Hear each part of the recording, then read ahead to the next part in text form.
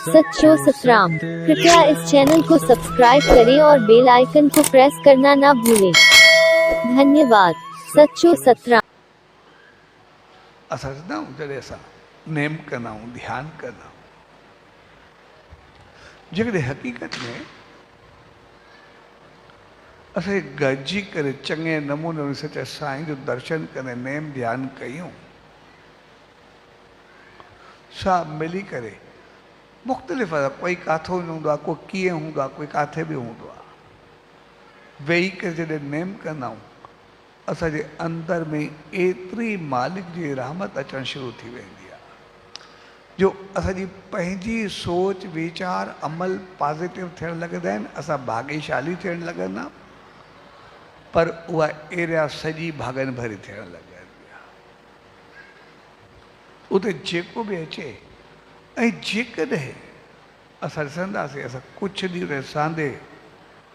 नेम ध्यानु कयूं ऐं असांजो हलंदो अचे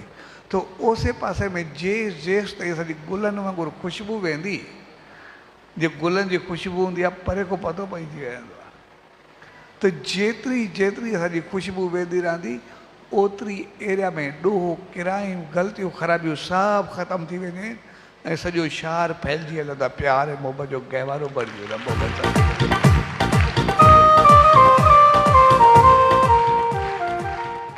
तंहिंजे करे असांजी सोच ऐं वीचार, असांजो नेम ध्यानु एतिरी त शक्ति रखंदो आहे जो असां सिर्फ़ु उहे चङे नमूने कयूं, असां पाण त सही थींदा आहियूं पर उन एरिया में जो क्राइम बि ख़तमु थी वेंदो आहे, ॾोह बि ख़तमु थी वेंदो आहे, उते सॼी सोच बहितर थियणु लॻंदी आहे।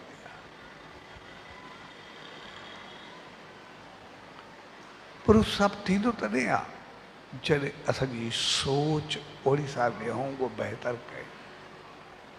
असांजी नज़र उन सचे साईं में हुजे, असांखे गुण चङायूं उन सचे साईं जो ॾिसण में अचनि, जॾहिं असां उनजे साम्हूं विहूं उन वक़्तु असांजी सोच अहिड़ी हुजे त मालिक जे तुंहिंजी नज़र जिते पवंदी आहे त उहो निहाल थी वेंदो आहे, तुंहिंजी नज़र पवंदी वेंदी आहे त सभु ख़राबियूं पंहिंजो पाण ख़तमु थी वेंदियूं आहिनि, चङाइनि सां भरिजी वेंदियूं आहिनि।